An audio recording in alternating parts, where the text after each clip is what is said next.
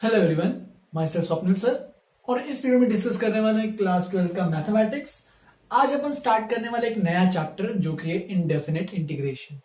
तो indefinite integration, इसके पहले तुम लोगों ने एप्लीकेशन और डेरिवेटिव्स चैप्टर कर लिया होगा या कर रहे होंगे, जो भी होगा, ठीक है। तो उस चैप्टर में तुमने ये सब डिफरेंशिएशन की जो भी चीजें होती है वो सब सीखी थी। अब इस चैप्टर में तुम लोग जो इंटीग्रेशन है, अभी तक फिजिक्स में ये सब चीजें करते ही आ रहे होंगे कि डिफरेंशिएशन और इंटीग्रेशन एग्जैक्टली एक दूसरे के अपोजिट चीजें होती है, ठीक है।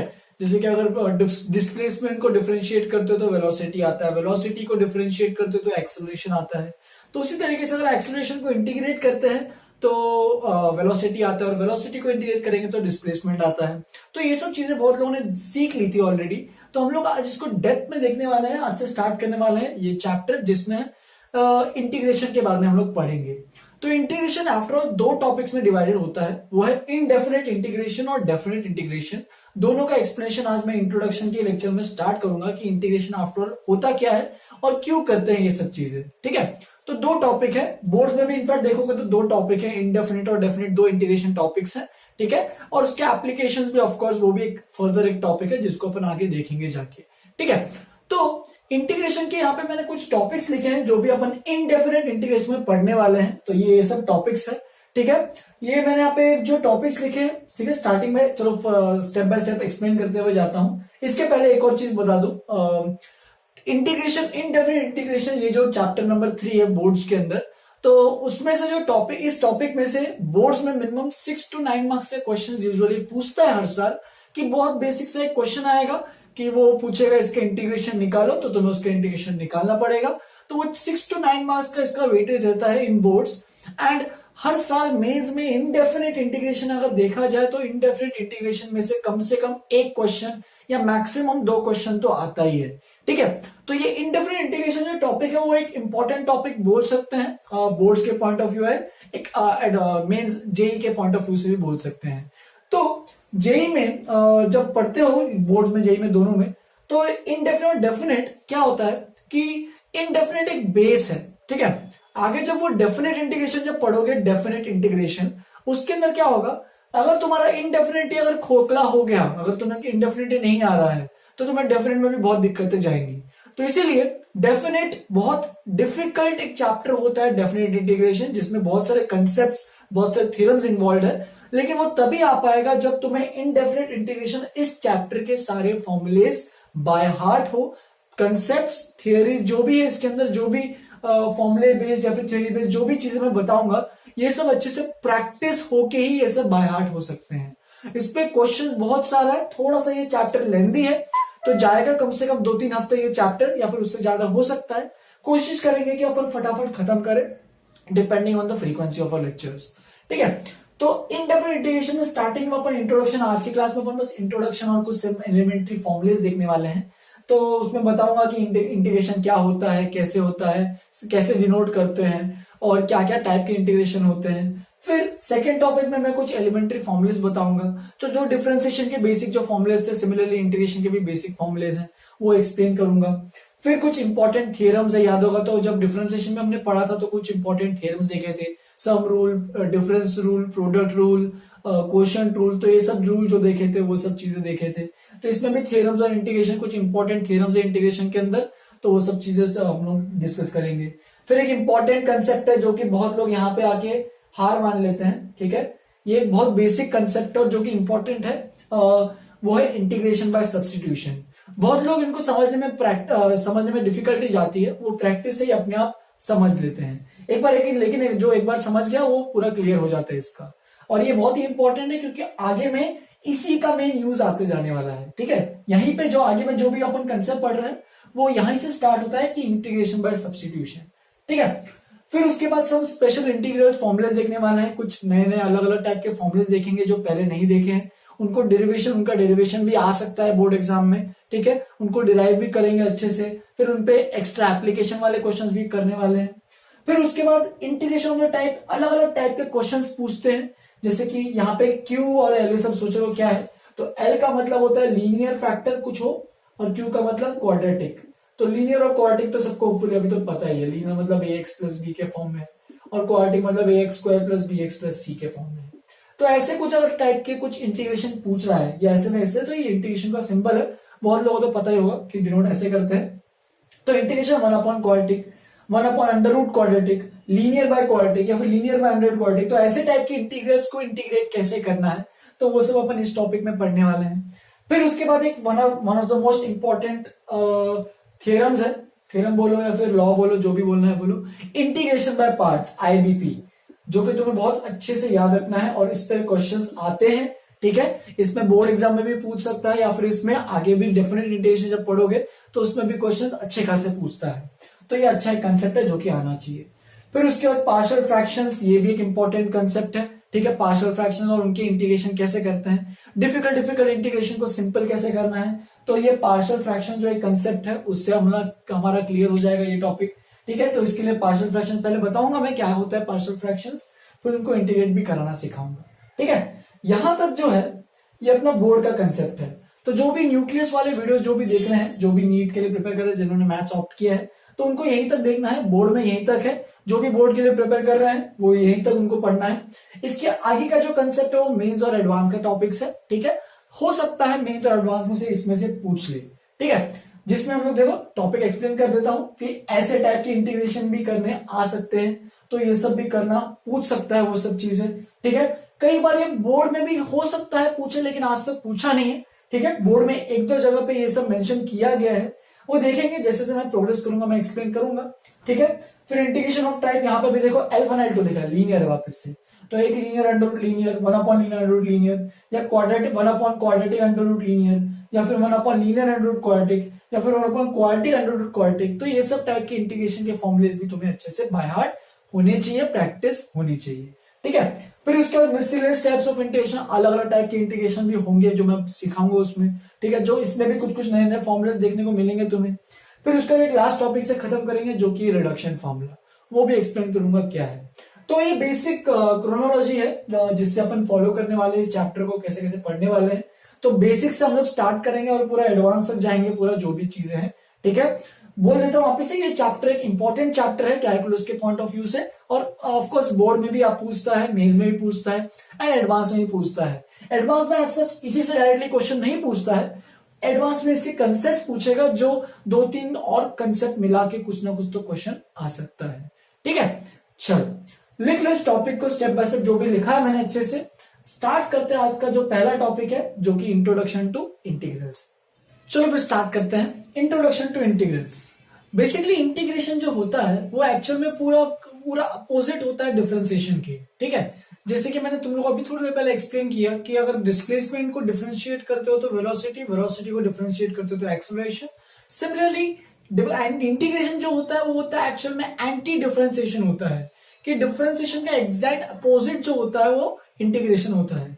इसका मतलब अगर तुम एक्सेलरेशन को इंटीग्रेट करोगे तो वेलोसिटी आएगा, और वेलोसिटी को इंटीग्रेट करोगे तो तुम्हें डिस्प्लेसमेंट मिलेगा। तो इस तरीके से जिस चीज का डिफरेंशिएशन, अगर सपोज x का डिफरेंशिएशन y आ रहा है तो y का इंटीग्रेशन x आएगा। इस तरीके से ये पूरा उल्टा पुल्टा ऐसे इस तरीके से चलते रहता है। जैसे कि अगर मैं लेता हूं gx फंक्शन, ठीक है, सपोज बोलता हूं gx जो है वो f डैश x है। ठीक है, तो हम लोग क्या बोलते हैं कि अगर ये gx f डैश है, या फिर ऐसे लिखते हैं हम लोग यूजुअली इसको, gx is equal to d by d x of f of x। ठीक है, ऐसा कुछ मैंने मान लिया है कि g जो है वो fx का डिफरेंशिएशन है। तो एग्जैक्टली इसका उल्टा क्या होगा, तो इसका उल्टा ये मतलब होगा कि fx जो है वो क्या है, इंटीग्रेशन ऑफ gx, और यहाँ पे dx इस तरीके से लिखते हैं। जैसे कि d बाई डी मतलब डिफरेंशिएशन में ये वाला टर्म ऐसे आता है d by d x, integration में इस तरीके से आता है। ठीक है, यहाँ पे इसको बोलते हैं इंटीग्रेशन सिंबल। ठीक है, इंटीग्रेशन सिंबल। ठीक है, ये होता है जिस फंक्शन को तुम्हें इंटीग्रेट करना है, यूजुअली हम लोग इसको बोलते हैं इंटीग्रैंड। ठीक है, इसको इंटीग्रैंड नाम दिया जाता है। और इसको जो बोलते हैं यहाँ पे जो dx है उसका काम क्या है, वो है वेरिएबल ऑफ इंटीग्रेशन। कि कई बार क्या होता है कि कौन से वेरिएबल के देखो डिफरेंशिएशन जब करते हैं तो हर बार ये होता है कि किसके रिस्पेक्ट में डिफरेंशिएट कर रहे हैं। कई बार t के रिस्पेक्ट में डिफरेंशिएट करते हैं, तो कई बार x के रिस्पेक्ट में डिफरेंशिएट करते हैं। सिमिलरली ये प्रोवाइड करता है कि किसके रिस्पेक्ट में इंटीग्रेट कर रहे हैं। ठीक है, यहाँ पे x के रिस्पेक्ट में डिफरेंशिएट चल रहा था, तो यहाँ पे d मतलब वही x के रिस्पेक्ट में इंटीग्रेट होगा। dx बस वेरिएबल ऑफ इंटीग्रेशन है, उसका बस काम करता है कि यहाँ पे अगर dx की जगह dy हो तो y के रिस्पेक्ट में इंटीग्रेशन है, dt हो तो t के रिस्पेक्ट में इंटीग्रेशन है। तो ये सब वेरिएबल्स ऑफ इंटीग्रेशन है, ठीक है, वेरिएबल ऑफ इंटीग्रेशन, ठीक है, जिसके रिस्पेक्ट में with the variable with respect to which the integrand is to be integrated, integrand जो अंदर का उसको इंटीग्रेट करना है, तो किसके रिस्पेक्ट में करना है इंटीग्रेट, तो उसको x के रिस्पेक्ट में करना है, ठीक है। तो इस तरीके से ये साइन सिंबल चलता है यहाँ पे, ये थोड़ा सा इस तरीके से सिंपल का याद रखना है तुम्हें, इंटीग्रेशन ऑफ gx dx, इसको प्रोनाउंस भी ऐसे करेंगे fx is equal to integration of gx dx, ठीक है। अब दो टाइप ऑफ इंटीग्रेशन होते हैं, एक होता है डेफिनेट इंटीग्रेशन, ठीक है, और एक होता है, पहले तो इनडेफिनिट बात कर लेते चलो, एक होता है इनडेफिनिट इंटीग्रेशन और एक होता है डेफिनेट इंटीग्रेशन। तो दो टाइप ऑफ इंटीग्रेशन होते हैं इस तरीके से। हम लोग जो इस चैप्टर में हम लोग कवर करने वाले हैं वो है इनडेफिनिट इंटीग्रेशन, नेक्स्ट चैप्टर हम लोग देखने वाले हैं डेफिनेट इंटीग्रेशन के बारे में। तो दोनों में बेसिक डिफरेंस क्या है कि यहाँ पे जो इंटीग्रेशन होता है वो क्या होता है, यहाँ पे कोई लिमिट्स नहीं होते, विदाउट लिमिट्स, ठीक है। अब लिमिट्स क्या है तो वो भी बताता हूं एक बार चीज, ठीक है। लिमिट्स, यहाँ पे जो है लिमिट्स होते हैं जिसको हम लोग यहाँ पे ऐसे इस तरीके से लिखते हैं। ये जब चैप्टर डेफिनेट इंटीग्रेशन स्टार्ट होगा तो मैं उसमें बताऊंगा इस लिमिट्स का यूज क्या है, अभी के लिए कोई मतलब नहीं है, बिल्कुल मत समझो, ये जब चैप्टर स्टार्ट करूंगा डेफिनेट में तब मैं बताऊंगा, ठीक है। अभी के लिए बस इतना समझ लो कि इनडेफिनिट इंटीग्रेशन को जब मतलब कोई भी इनडेफिनिट इंटीग्रेशन करते हो तो आंसर कुछ वेरिएबल्स के टर्म में ही आएगा, जैसे कि अगर इसको इंटीग्रेट करोगे तो आंसर x के टर्म में ही आएगा। लेकिन जब डेफिनेट इंटीग्रेशन को इंटीग्रेट मतलब डेफिनेट इंटीग्रेशन करते हो तो उसमें कोई वेरिएबल आंसर नहीं आता, उसमें एग्जैक्ट कांस्टेंट वैल्यूज कुछ आंसर आते हैं, ठीक है। तो ये बेसिक फर्क है कि ये इंडेफिनिट इंटीग्रेशन में आंसर जो है, जो भी वैल्यू है वो क्या आएगा, वो x के टर्म में आएगा। the result will be in terms of the variable, ठीक है, of a variable, usually x होता है या फिर कुछ और भी हो सकता है, ठीक है। यहां पे the result is usually in terms या फिर is in terms of constant values, ठीक है। तो यहाँ पे जो भी वैल्यूज आएंगे मतलब जैसे कि 2, 3 जो भी है, यहाँ पे कुछ वैल्यूज आएंगे, ये सब वैल्यूज कैसे डिफाइन होंगे, तो ये सब a और b, यहाँ पे जो इसको बोलते हैं ये दोनों क्या है, लिमिट्स है, ठीक है। वो आगे डिस्कस करूंगा, बिल्कुल टेंशन मत लो। तो अभी ये जैसे कि ये देखते हैं, तो इनडेफिनिट इंटीग्रेशन पहले तो ये समझते हैं कि है क्या, अगर ये समझ में आएगा तो ये तो इसमें कुछ है नहीं, इसमें बहुत सिंपल टास्क है जो मैं आगे आके बताऊंगा। तो पहले तो ये समझते हैं इंटीग्रेशन fx dx, ठीक है। तो जैसे कि मैंने कहा पूरा एंटी डिफरेंशिएशन है, इसको कई बार हम लोग ये भी बोलते हैं कि ये एंटी डिफरेंशिएशन से भी बोलते हैं, ठीक है, या फिर कई बार इसको प्रिमिटिव भी बोलते हैं, ठीक है, प्रिमिटिव या फिर नॉर्मल इंटीग्रेशन या फिर इनडेफिनिट इंटीग्रेशन भी बोलोगे तो भी चलेगा, ठीक है। तो ये तीन नाम से इसको बोलते हैं, इनडेफिनिट इंटीग्रेशन बोलो, एंटी डिफरेंशिएशन बोलो या फिर प्रिमिटिव बोलो। तो ये इसके तीनों बेसिक सिनोनिम्स है, ठीक है, अलग अलग नाम है जिनसे बोलते हैं इसको। इसका मतलब क्या है कि gx f डैश x है, तो fx इंटीग्रेशन gx है, इसका मतलब primitive of gx is f of x। इस तरीके से ये सब चीजें चलती है, ठीक है। चलो अब थोड़ा सा मैं कुछ एक चीज इंपॉर्टेंट एक्सप्लेन करता हूं। तो देखो सपोज मैं एक y इक्वल टू नॉर्मल लेता हूं x स्क्वायर, ठीक है, तो dy बाई dx क्या आएगा, dy बाई dx, तो बेसिक हमें ये तो पता ही है कि ये 2x आता है। और अगर इंटीग्रेशन की बात की जाए तो इंटीग्रेशन ऑफ, अब देखो यहाँ पे y का डिफरेंशिएशन 2x आ रहा है कि इसको x स्क्वायर को डिफरेंशिएट कर रहे हैं तो 2x आ रहा है। तो अगर 2x को इंटीग्रेट करेंगे विद रिस्पेक्ट टू x तो मुझे मिलेगा x स्क्वायर, ठीक है। तो अब चीज सोचते हैं वापस से, चलो ये तो मैंने आपसे रिजल्ट लिख दिया, इसको लास्ट में लिखता हूं। चलो अब एक और चीज देखते हैं, सपोज मैं लेता हूं y is equal to x square plus 1, dy by dx is equal to, यहां पे भी क्या आएगा देखो 2x और 1 का कांस्टेंट का तो 0 है, तो 2x plus 0 which is 2x। Similarly x square plus 100 करते हैं तो भी डिफरेंशिएशन क्या आएगा, 2x ही आने वाला है क्योंकि कांस्टेंट का डिफरेंशिएशन 0 है। सिमिलरली मैं एक्स स्क्वायर प्लस कुछ मान लेता हूं, चलो कांस्टेंट c है, ये c कांस्टेंट है, तो भी डिफरेंशिएशन क्या आएगा 2x, ठीक है। तो इसका मतलब एक चीज यहां पे क्लियर हो रही है कि जब भी मैं इंटीग्रेशन करूंगा, देखो अब एक्स स्क्वायर का डिफरेंशिएशन आ रहा है 2x, एक्स स्क्वायर प्लस 1 का भी 2x, एक्स स्क्वायर प्लस 100 का भी 2x, x square plus c का भी 2x, तो 2x तो सभी का आ रहा है। तो जब मैं 2x को डिफरेंशिएट इंटीग्रेट करूंगा तो मुझे इनमें से कौन सा आंसर आएगा, कैसे डिसाइड करोगे? तो उसके लिए तुम्हें एक ही चीज याद रखनी है, जब भी तुम इंटीग्रेट करते हो तो तुम्हें हमेशा वो जो इसका इंटीग्रेशन तो लिखना ही है कि 2x में देखो कॉमन क्या आ रहा है, हर बार एक्स स्क्वायर तो आ रहा है, बस एक एक्स्ट्रा कांस्टेंट भी आएगा जिसको हम लोग प्लस सी से हमेशा रिप्रेजेंट करेंगे। तो हमेशा जब भी किसी भी फंक्शन को, जैसे कि चलो यहां पे लिख देते हैं, ऐसे लिखते चलो, किसी भी फंक्शन एफ एक्स को इंटीग्रेट करते हो तो तुम्हें कुछ और एक फंक्शन मिलेगा, जो भी उसका फॉर्मूला है वो हमें निकालना पड़ेगा और हमेशा एक कांस्टेंट सी आना ही है।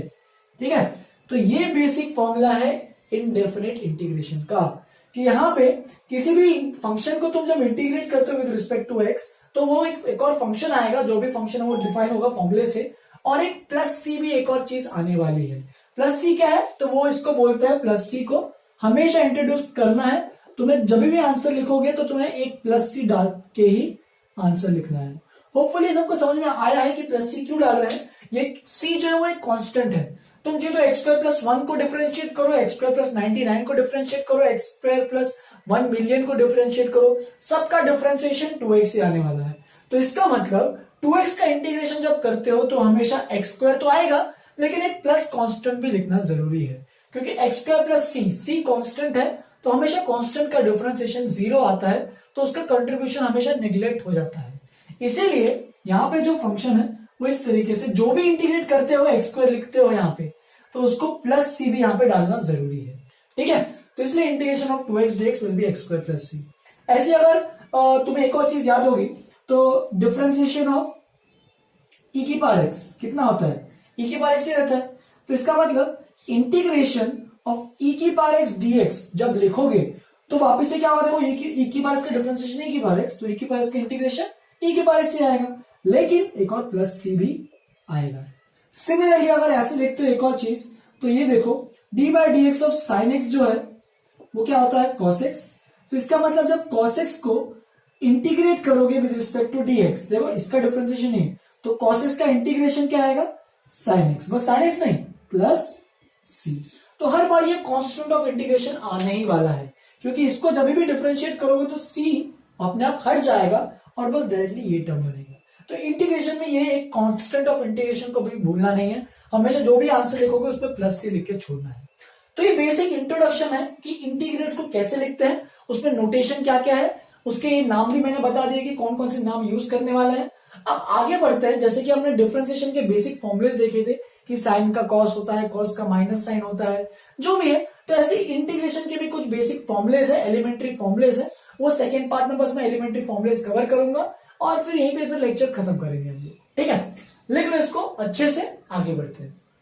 चलो फिर स्टार्ट करते हैं some basic elementary integration formulas. तो सबसे पहले से स्टार्ट करते हैं, याद होगा तो ठीक है, डी बाई डी एक्स, पहले मैं कुछ नीचे करते जाऊंगा, अपने आप तुम लोग समझते जाना। एक्स की पावर एन का अगर डिफरेंशिएट करते हैं तो एन एक्स की पावर एन माइनस 1 होता है, या फिर चलो यहीं पे लिखते हैं, मैं हर एक के एंड में मैं फॉर्मूले लिखूंगा।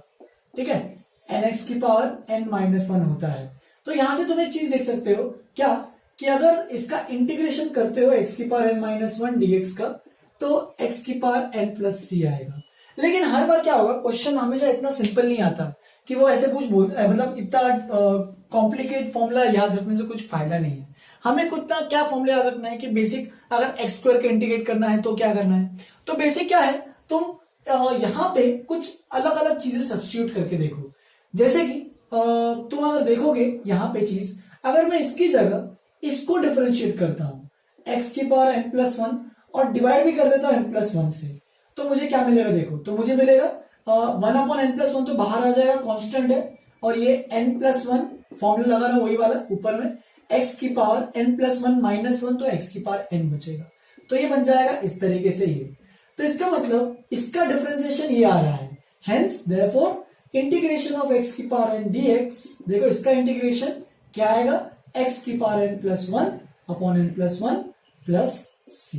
तो ये जो है, ये तुम्हें फॉर्मूला याद रखना है। यहाँ पे एक कंडीशन बहुत इंपॉर्टेंट है जो लोग भूल जाते हैं, वो है एन यहाँ पे माइनस 1 नहीं है, तो एक देखो यहाँ पे n-1 पुट कर सकते हो क्या, कि यहाँ पे देखो n-1 पुट करोगे तो 0 आ जाएगा ना, तो एनीथिंग अपॉन 0 तो पॉसिबल नहीं है, इसलिए यहाँ पे n-1 वैल्यू के अलावा जो भी वैल्यू पुट करना है पुट करो, बस -1 मत पुट करना, यानी 1 x की पावर -1 यानी 1/x का डिफरेंशिएशन कुछ और होता है, वो तुम्हें अब अगर सोचोगे तो तुम्हें दिख भी जाएगा अपने आप। आगे बढ़ते हैं, सपोज मैं करता हूं, अभी करते हैं चलो, cos x का डिफरेंशिएशन क्या होता है, तो cos x का डिफरेंशिएशन sin x होता है, तो मैं क्या लिखूंगा, माइनस cos x का डिफरेंशिएशन क्या होगा, तो माइनस cos x का होगा minus of minus sin x which is sin x।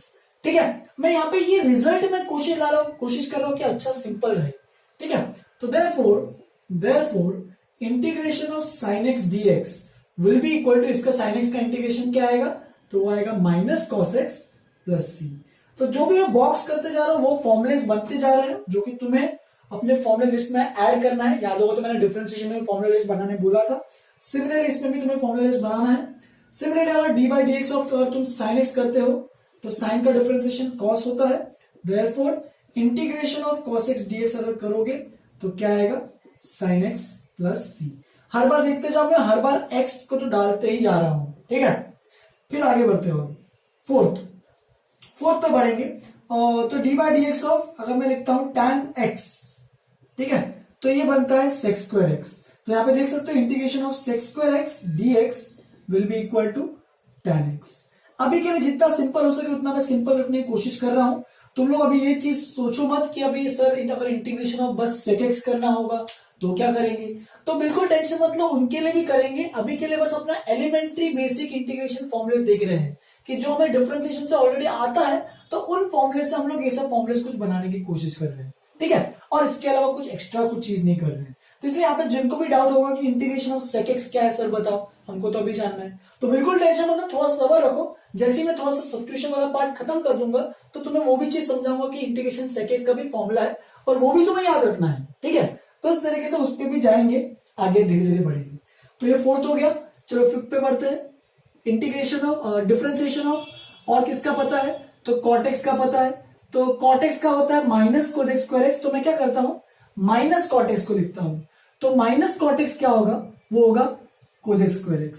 Therefore integration of cos x square x dx, देख सकते हो यहाँ पे इसका इंटीग्रेशन क्या होगा, होपफुली सबको क्लियर होगा। यहाँ पे मैंने माइनस का बस यहां से यहां ले आया और कुछ नहीं, तो minus integration of cos x square x हो जाएगा minus cot x plus c. Similarly differentiation of sec x का डिफरेंशिएशन भी याद होगा सबको, sec x tan x होता है, तो हम लोग क्या लिख सकते हैं, इंटीग्रेशन ऑफ, इसको भी बॉक्स करते जाओ भूलना मत, integration of sec x tan x dx में भूलना हमेशा, is equal to sec x plus c. ठीक है, तो इस तरीके से एक फॉर्मूला तैयार हो रहा है। तो बेसिक जो भी डिफरेंशिएशन हमें आता था वही सब में यूज करना और कुछ नहीं। फिर D by d x of suppose मुझे यूज करना है, सेक हो गया अभी कोजेक, लेकिन कोजेक को भी माइनस कोजेक एक्स ले रहा हूं, क्योंकि कोजेक का क्या होता है, minus cosec x cot x होता है उसका डिफरेंशिएशन। तो ऑलरेडी एक माइनस ले लिया यहाँ पे, तो माइनस माइनस यहाँ पे हो जाएगा प्लस, तो cosec x cot x. Therefore integration of cosec x cot x, ऐसे जो मल्टीप्लीकेशन में जो आ रहे हैं उनका इंटीग्रेशन क्या होगा, minus cosec x plus c. हर बार प्लस सी लिखना ही है, भूलना नहीं है बिल्कुल। फिर इसके बाद d by d x of e की पावर एक्स, थोड़ी देर पहले देखा था, तो ई की पावर एक्स का डिफरेंशिएशन तो ई की पावर एक्स ही रहेगा। देयरफॉर इंटीग्रेशन ऑफ ई की पावर एक्स क्या रहेगा, तो ई की पावर एक्स डीएक्स लिखना मत भूलना, ई की पावर एक्स इनका इंटीग्रेशन ई की power x plus c. Similarly और दो बचे हैं, फटाफट उनको भी देख लेते हैं। अब ए की पावर एक्स का याद करो, चलो ए की पावर एक्स का इंटीग्रेशन क्या था, डिफरेंशिएशन क्या था, ए की पावर एक्स लॉग ए था, लॉग ए तो कांस्टेंट ही है, तो मैं क्या करूंगा यहाँ पे, मैं यहाँ पे लिख दूंगा इसको ऐसे, ए की पावर एक्स अपॉन लॉग ए, इसको डिफरेंशिएट करेंगे तो लॉग ए कांस्टेंट आ जाएगा बाहर और लॉग ए हो जाएगा कैंसिल। तो लॉग ए को मैं बस मैंने यहाँ पे लिखा है क्योंकि कांस्टेंट है। तो देयरफॉर यहां से क्या बोल सकते हैं, देयरफॉर इंटीग्रेशन ऑफ ए की power x dx is equal to a की power x upon log a plus c. तो ये बस थोड़ा सा कंफ्यूजिंग है, जो बहुत लोगों को दिक्कत होती है इसमें, आगे जाके होगी भी, कि ए की पावर एक्स का डिफरेंशिएशन जो है वो ए की पावर एक्स लॉग ए होता है, और ए की पावर एक्स बाय ए की पावर एक्स का इंटीग्रेशन ए की पावर एक्स बाय लॉग ए होता है। सपोज मैं पूछा 3 की पावर एक्स, तो 3 की पावर एक्स का इंटीग्रेशन क्या लिखोगे, 3 की power x by log 3 plus c. ठीक है, फिर एक और लास्ट चीज बची है, याद होगा तो log x का डिफरेंशिएशन क्या होता है, तो log x का डिफरेंशिएशन होता है, वो होता है 1/x, यानी x की पावर -1 भी लिख सकते हो। Therefore 1/x dx is equal to log x plus c।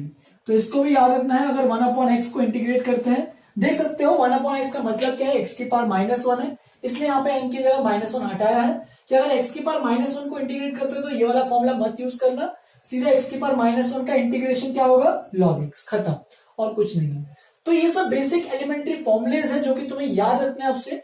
यहाँ पे मैंने बस क्या इंपॉर्टेंट किया है कि यहाँ पे जो लेफ्ट हैंड साइड में जिसका भी इंटीग्रेशन निकाल रहे हो ना, उसको मैं जितना सिंपल कर सकता था इतना सिंपल किया है। हर बार देखो यहाँ पे बहुत सिंपल सिंपल टर्म्स मैंने लिए हैं, तो इसी से तुम्हें भी राइट हैंड साइड जो भी मैंने निकाले हैं उन सब को तुम्हें बाय हार्ट करना है, इसलिए एक फॉर्मुला लिस्ट बना लो फटाफट, और उसी फॉर्मुला लिस्ट के बेसिस पे हम लोग आगे बढ़ने वाले हैं। ठीक है, आज के लिए मैं एक छोटा सा लेक्चर रखा हूं, ज्यादा बड़ा लेक्चर नहीं रखा हूं, बस तुम्हें एक्सप्लेन करने के लिए कि ये सब चीजें क्या होती है। मैं नेक्स्ट क्लास में स्टार्ट करूंगा थ्योरम्स और कुछ अलग अलग टाइप के क्वेश्चंस कराऊंगा, बस using this elementary integration and theorem. ठीक है, चलो फिर बहुत बेसिक थ्योरम्स है वैसे, नेक्स्ट क्लास का टेंशन मत लेना। चलो फिर यहीं पे खत्म करते हैं, आज के लिए यहीं पे खत्म करते हैं। होमवर्क के लिए मैं कुछ दे नहीं रहा हूं आज के लिए, क्योंकि अभी तक मैंने कुछ कंसेप्ट पढ़ाया नहीं है। जिनके भी डाउट्स है डिफरेंशिएशन के उनको मैं नेक्स्ट क्लास पर डिस्कस करूंगा, तो जो भी डाउट्स है डिफरेंशिएशन के तुम तो मिसलेस एक्सरसाइज भी खत्म कर सकते हो बोर्ड का, उसके अलावा और तुम्हें करने की एक्स्ट्रा कोई जरूरत नहीं है। ठीक है, तो उतना खत्म करो, और अगर कोई भी डाउट है तो पूछो, और अगर डाउट नहीं है तो well and good. Next video में डाउट भी एक डिस्कशन भी रख देंगे, और इसके आगे का टॉपिक भी कवर अप कर लेंगे। चलो फिर आज के लिए यहीं पे खत्म करते हैं, आज के लिए इतना ही। Have a good day, enjoy.